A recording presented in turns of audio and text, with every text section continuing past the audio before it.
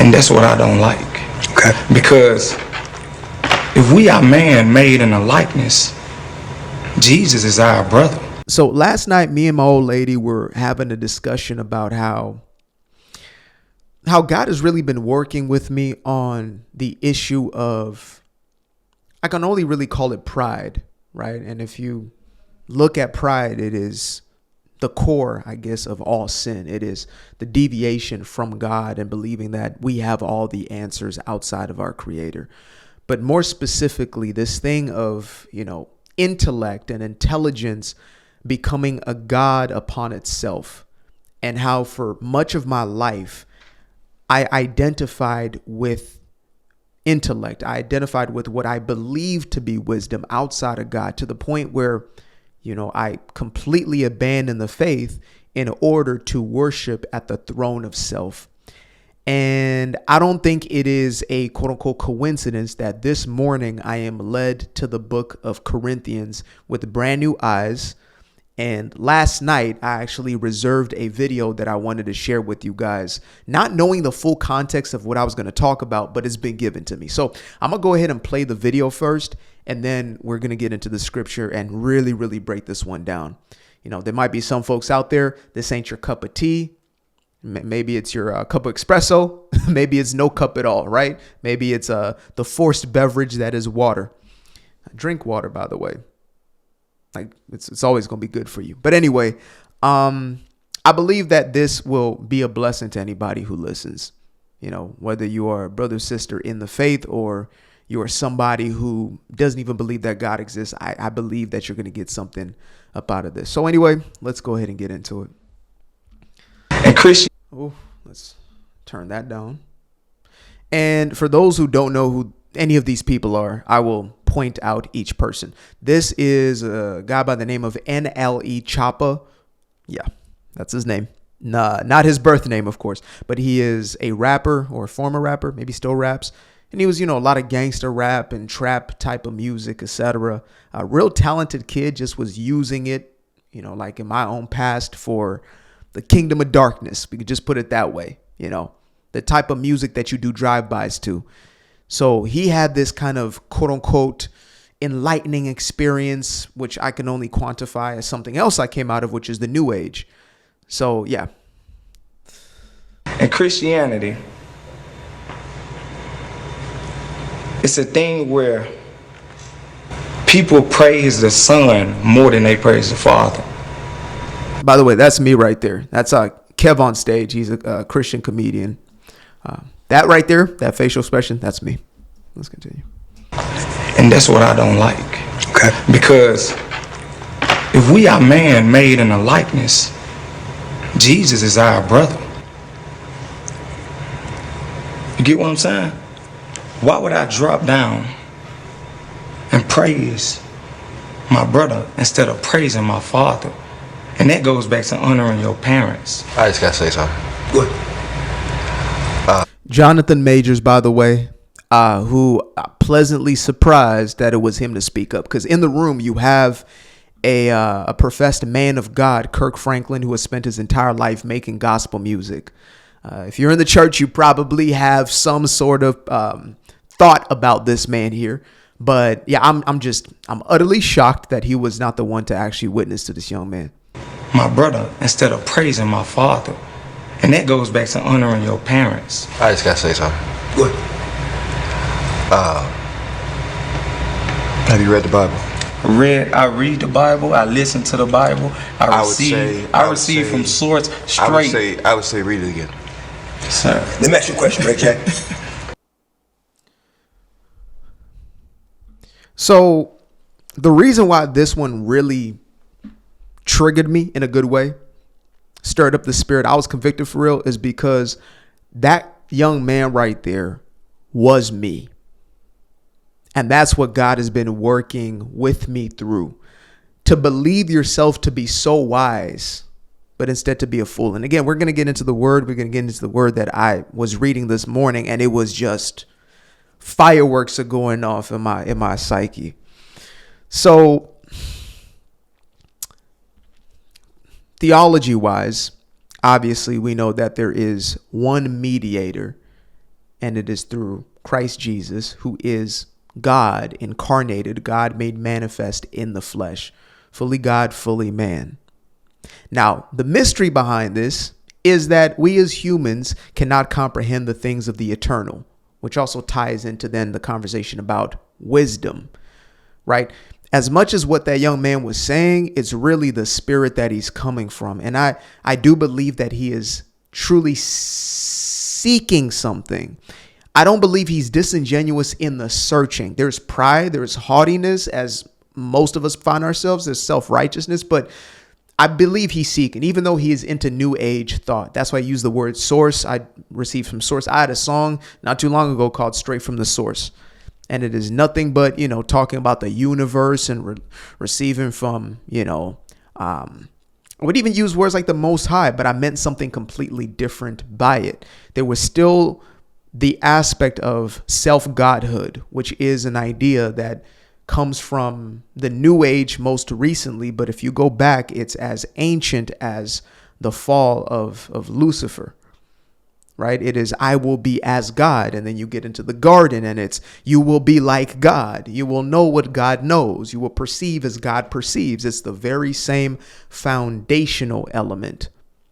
And so everything else is essentially built atop of that. But for me, it was the thing of, I am so smart. I'm so wise. And I wouldn't say it. I believe myself to be humble. We all do. We all justified in our own madness. But I believe myself to be humble and to receive or whatever it is. And it's ironic because, well, I guess not necessarily ironic, but this young man here, NLE, he's the youngest one in the room. He's probably no older than like 23, 24. He did the baldy, I think, for quote unquote spiritual reasons. He went vegan, as many of us will eventually become as you go down this quote unquote spiritual path. I was a vegan for around 4 years. It comes with a lot of these identity markers. But shout out to Jonathan Majors, out of all people. He has had a time and a half about it when it comes to his own life experience in Hollywood and, being blacklisted and stripped out of the Disney World. I believe it's a blessing in the long term. It's a blessing that, he is not going to be the Thanos of the new Marvel world, especially if he is truly a man of God. So anyway, I want to get into 1 Corinthians. Where can we start? We can probably start it at Let's start at verse 18. For the word of the cross is folly to those who are perishing, but to those who are being saved, it is power. It is the power of God. For it is written, I will destroy the wisdom of the wise, and the discernment of the discerning I will thought.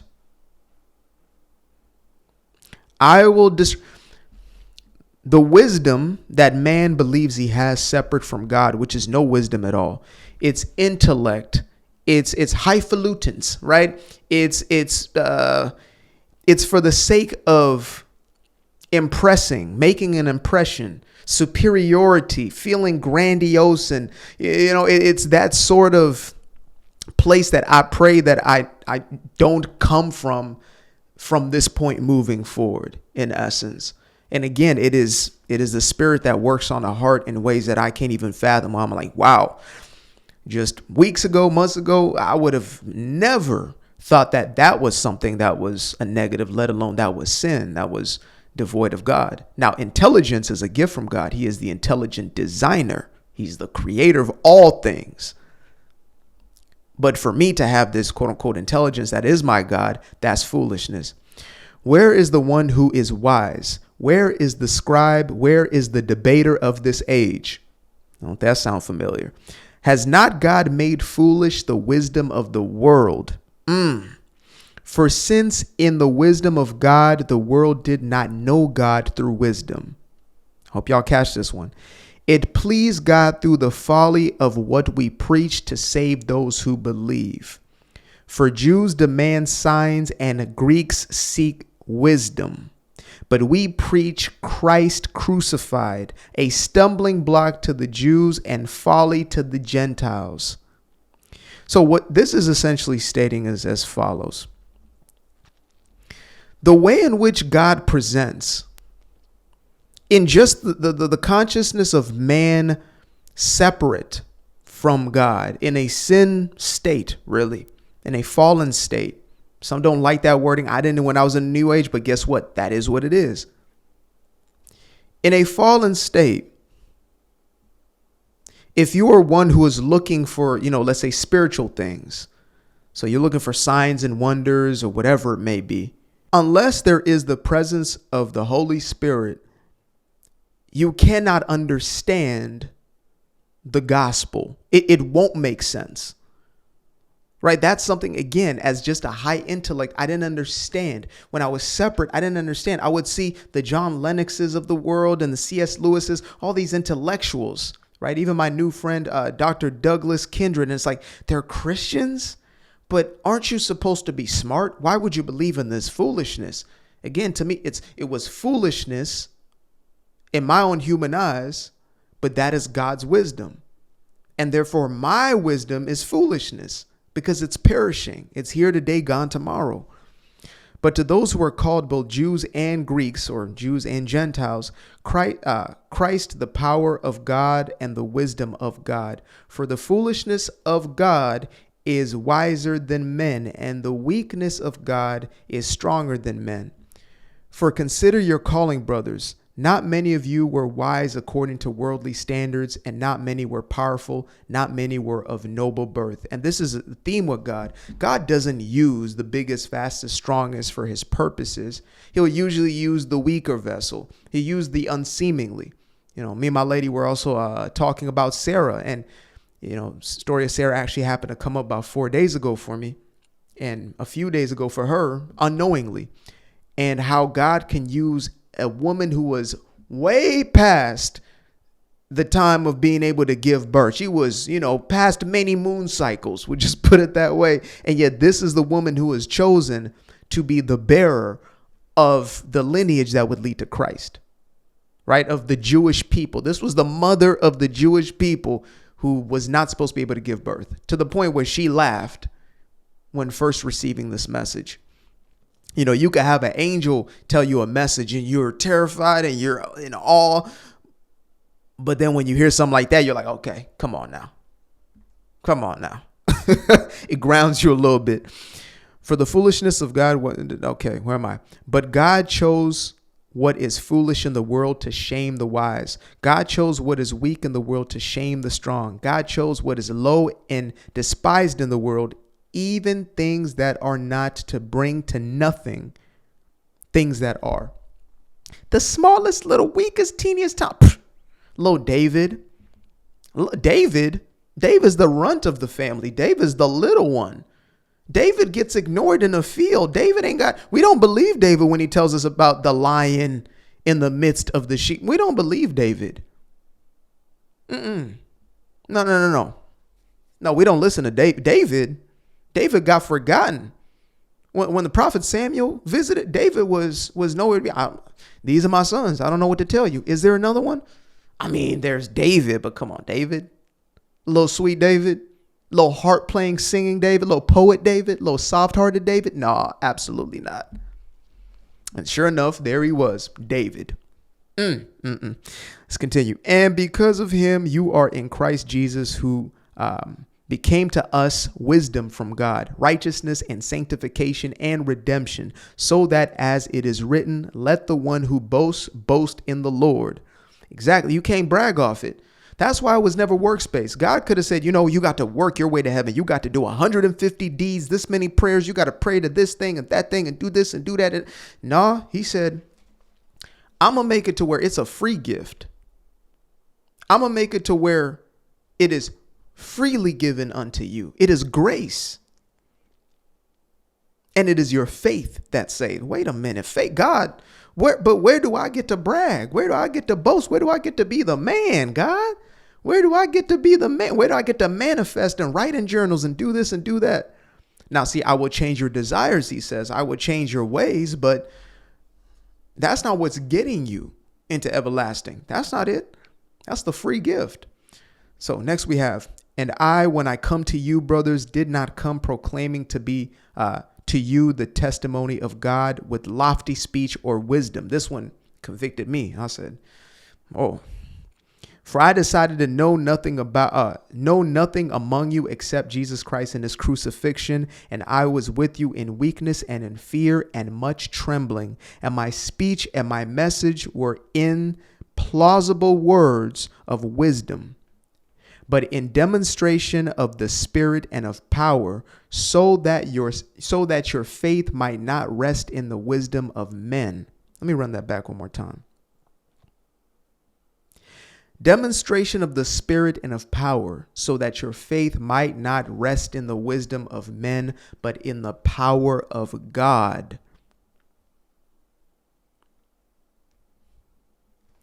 Yet among the mature we do not impart wisdom, although it is not wisdom. That one we can. There's another one I highlighted here this morning.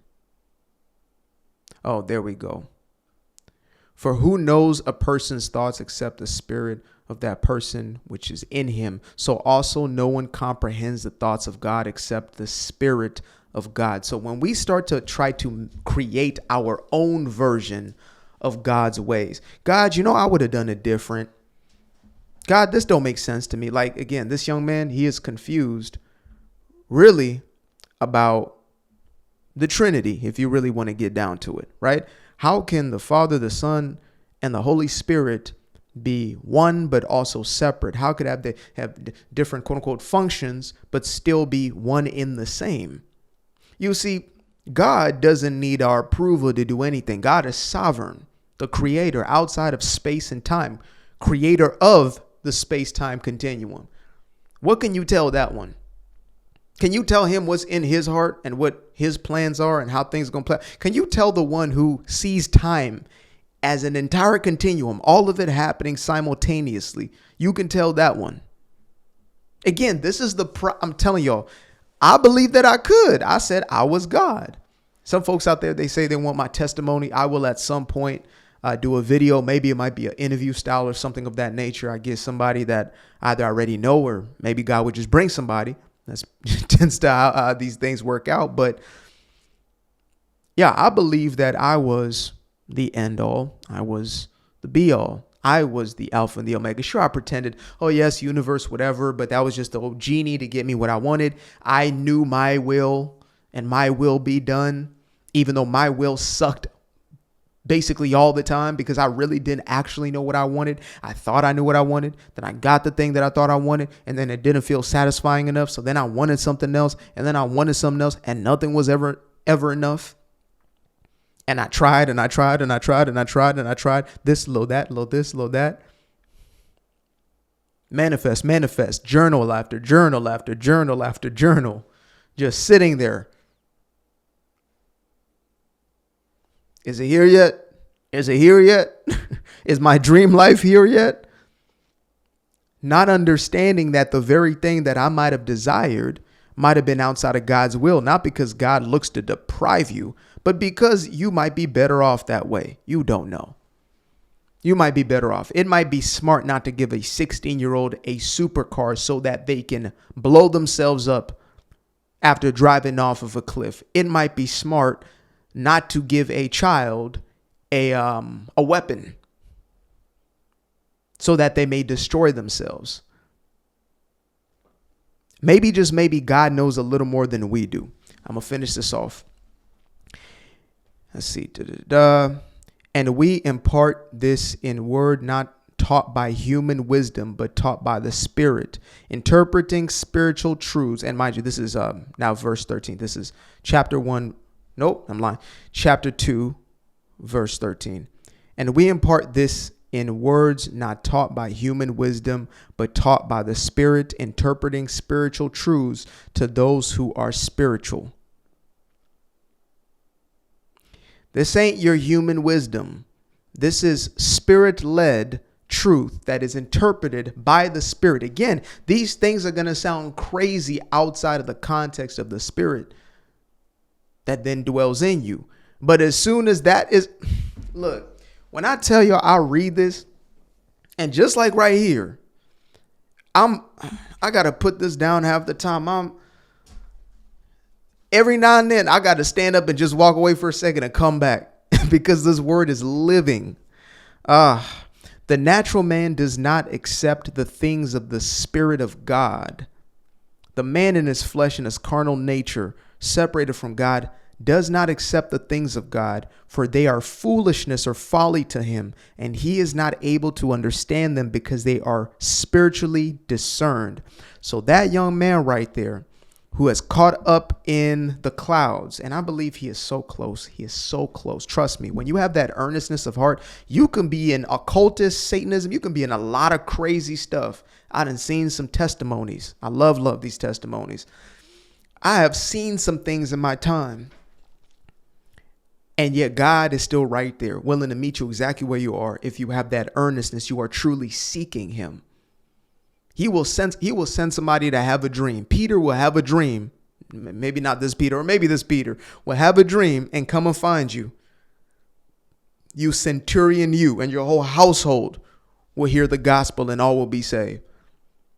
You can't dictate how God will move. So when I see this young man right here, the first thing that, again, it was just unfortunate that, and maybe I missed something in the clip. Like I said, Kevin's face said it all. It's like, oh, you poor thing, you. And then Kirk, who's supposed to be our sort of residency pastor today, and nothing said. And then you got, out of all people, Jonathan Majors.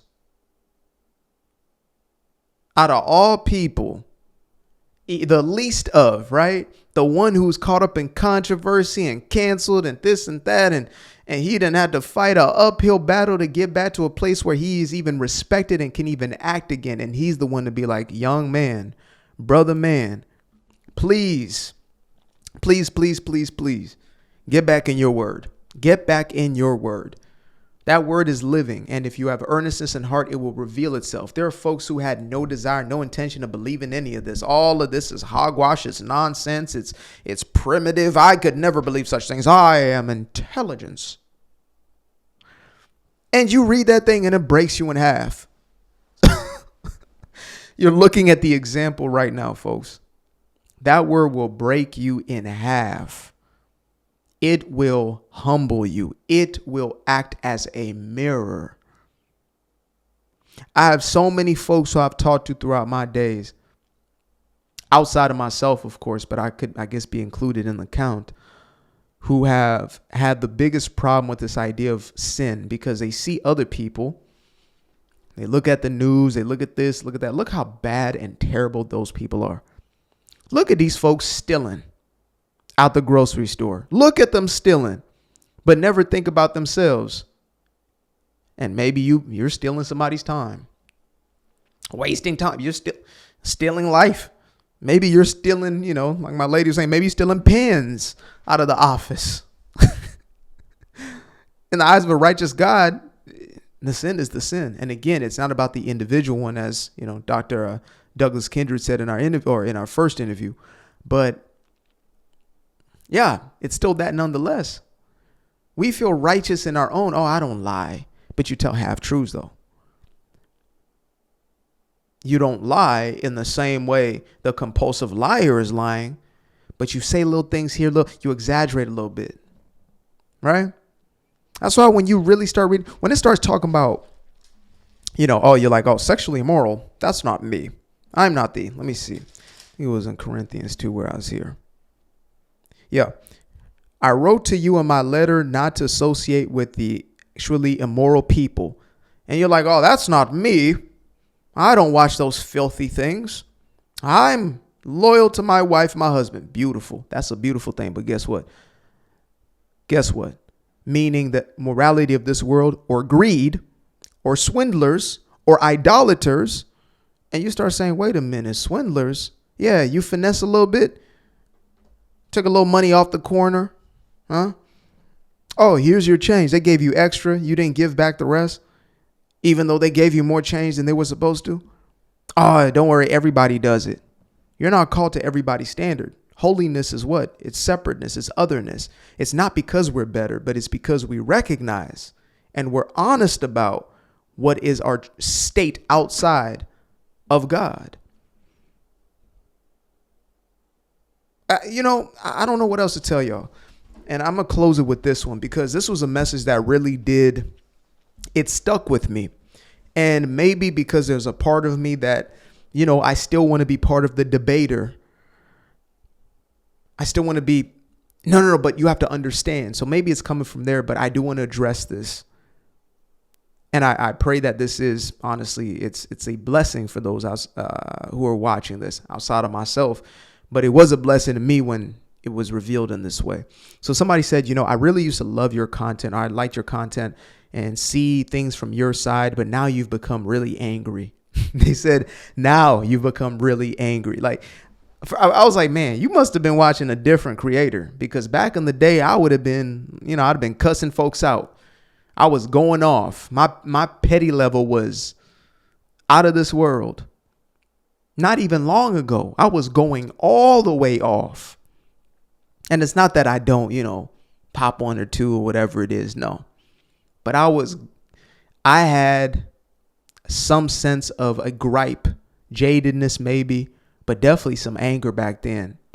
And now that is coming from a place of love. However, it is God's love, which is infused with the actual big T truth that is offensive to the world. The gospel is inherently offensive. How dare you? The gospel is seen as intolerant. These church leaders, not going to say no names, but these church leaders are afraid to tell you the gospel nowadays. They'll do a little two-step. They'll do a little James Brown dance, but they won't tell you the full gospel. They won't tell you about the sin part. Can we go to what? Because, we got time today. I don't know if y'all heard, but today we got time. So everybody loves what? Everybody loves John 3:16. And I said, why does nobody love John 3:17? But somebody said that's their favorite verse in the comments. So shout out to you. Where am I going? I'm out of whack right now. Hold up. All right. Let's get myself out of this mode. Okay. I'm going to give myself a little iPad just so I can do cross references. But I do like to have a physical Bible, just even in my backpack, just with me. There's something about physical books, let alone physical Bible, that just hits different. So we're at 3. Where are we? 16. For God so loved the world that he gave his only son, that whoever believes in him should not perish. So we like the God so loved the world part. Yay. Yeah, he loves you. God is all loving because he is love, but God is also just. So therefore his law is law. He is just. He is all merciful, but he is all just. So his mercy and his love allows for a plan of salvation, but then you also have the justice. So if you don't sign up for that salvation, well, the justice kicks in. He wishes for none to perish, but to have everlasting life. Now here's 17 and 18. For God did not send his son into the world to condemn the world, but in order that the world might be saved through him. That sounds kind of nice. Wait for 18. Whoever believes in him is not condemned. Wow. But, there's a big but right there. Whoever does not believe is condemned already, because he has not believed in the name of the only Son. Oh, I didn't even know we were going to bring NLE Chopper back into the conversation. Brother man, and not any other man. What you say? Like, okay, because if we are man made in a likeness, Jesus is our brother. You get what I'm saying? We could just pull this one out. But he has not believed in the name of the only Son, the only begotten Son of God. And this is the judgment. The light has come into the world, and people love the darkness rather than the light, because their works were evil. For everyone who does wicked things hates the light and does not come. Hold up. Let me poor Franklin. I just got him on there like I'm preaching to him. Maybe he needs it today. Let's see. For everyone who does wicked things hates the light and does not come to the light, lest his works should be exposed. But whoever does what is true comes to the light, so that it may be clearly seen that his works have been carried out in God. Your works outside of God. Dear President Trump, we are praying for your salvation. Your works outside of God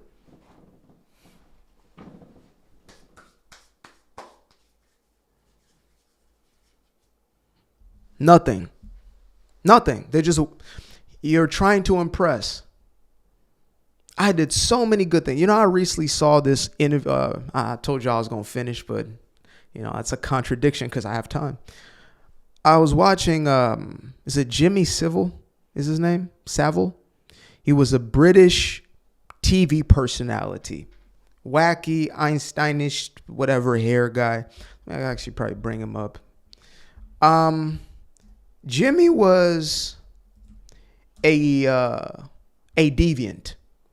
He was an actually immoral, depraved human being, gone to his actual sins. This man right here. I mean, he more than 400 victims as he was out there portraying himself to be this. Okay, the dude was volunteering in hospitals and he was abusing in the hospital. I can't even say the word outside. Let's say, okay, what do the people who dig out gold, what do they call them? Right? Gold miners, right? Just remove the gold part. Those people in hospitals where he was claiming to be giving all of this service as a public figure, the type who Margaret Thatcher was lobbying to have knighted time and time again. There's so much going on. And I'm not saying she knew what he was because he hid it so well. But I mean, come on. You see this dude at the grocery store, and he was the type to always kiss on them and stuff like that, just real inappropriate. Anyway, more than 400 victims. And the thing that really caught my attention during this documentary was that, he was a Catholic and he was raised a Catholic, and he believed that if he just did enough good works, that God would save him. If he just did enough good things, that salvation would be the path. And, I've heard this quoted now a few times over in the past month or two, is if 0.9% or 0.1% of our salvation was up to us, we would lose it. It is freely given. It is grace, saved by grace. The cross is sufficient. It is enough. It is complete. It is in and of itself. It doesn't need extras. It doesn't need you and I's participation to add a little this and that. We're transformed and our desires change. That's something completely different in the sanctification. And that is also a representation that the Spirit is in you. But if you're just doing things, so this man was doing all these quote unquote good deeds, giving money here, doing charity acts, doing the charity runs and blah, blah, blah. Oh, he had a show called Jimmy Fix It or something like that. Fix It Jimmy. And kids would send in their little requests. Oh, I just want to experience this and this. And he would make their dreams come true. He was Santa Claus. He was doing all these things.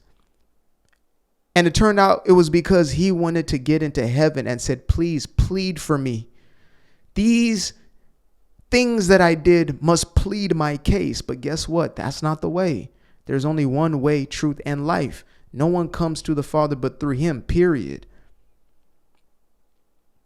And if he really had the Spirit in him, he would not have been the man that he lived as until 80. What was this guy? He lived until 82, 83. What was he? 84 years old. That many people abused by this man, up to 84 years old. That's crazy. So he proclaimed on one side, as a Catholic, as a, man of Christ, etc. And he thought these things were going to. The things will never. It's never been about the things. There is not enough prostrating that you can do, not enough little ritualistic prayers that you can do. You can't pray 5 times a day and 5 times in the 5 times and expect that to get you into everlasting life. That was not the path that was made by our Creator. Why? I don't know. I wasn't there. Like he said to Job, were you there? Were you there when you know what I mean? Were you there when I created all that you see around you? Were you there? Were you there when I placed the stars in the sky? Were you there when I separated the light from the dark? Were you there when I separated the firmaments in the heaven? Were you there? I would have sat there and said, Father, I'm not even here right now. I don't even know what's going on in me right now. I'm not upholding every single system that is operating in my body, every one of my trillions of cells that is reproducing. I have nothing to do with any of that. That's you. You can go ahead and handle that. Just let me know what I got to do over here. Let me know what my purpose is in this grander scheme and this grander plan that you have. So I pray for that brother right there, NLE Chopper. Again, I believe he is a true seeker. You know, he came from being, maybe he's still making these songs, but Shotta Flow and Chew Out and Go Stupid and, you know, all these sorts of songs that were cursing folks. And I pray that he can become a blessing. And he's only 22. He's a kid. You know, if this guy right here, what's his name? Boonk Gang. I don't know if y'all ever seen him. And then we're going to rap, actually. My lady was watching his testimony. She didn't know who this was. She knows nothing about this whole hip hop world, thank God. But, you know, she's been going through some testimonies. And this is one that she started watching. I said, man, that's Boonk Gang right there. This guy used to rob people on Instagram for likes and views. He used to like run into a store, steal some shoes, boom, gang, and just start running while filming himself. He just stealing stuff, just doing crazy stuff. But, you know, his salvation came as a byproduct of him, I believe, losing his uncle, ended up in jail, having a friend who had the near-death experience and told, man, Jesus is real, bro. Jesus is real. So if God can change a man like this, he can. NLE Chopper, you got next. You got next. So I appreciate y'all. God bless y'all. You know, continue to stay strong in y'all faith. Continue to build each other up. You know, that's one thing that, again, has been worked on in me, is continue to build one another up. We're called to expose and bring things to the light, but in that, there must be an upliftment and a building in some sort of way. There must be constructiveness in that. So yeah, for the, you know, people who don't like the new content, yeah, it's because, you know, the gospel offends. I get it. You don't want me going down this path, but you didn't make me. So you didn't necessarily equate to what the game plan is for where I'm supposed to go with it. And that's okay. If you choose not to be around for right now or from ever again, that's all right. I pray that you find the perfect little mixture and recipe that makes you feel good. And then I pray that you come to the truth. And it ain't got to be through me. I'm just telling you that. Appreciate you guys for tuning in. Now, if you'd like to stay around, make sure to click that little subscribe button down there. Or you can show some love by going to the description below and clicking on the button titled Buy Me a Coffee. Leave a little something there, or click on the Cash App. Leave a little something here. Till the next time, peace. I've been up for hours, I've been up for days, you. Staring at the ceiling, I've been counting strays, you. I've been in my feelings, I've been out of mind. I've been getting visions of the other kind. I've been up for weeks. I'm in the count of blessings over count of sheep. I can never be the type to limit when it comes to me. I used to be the pleaser for the people.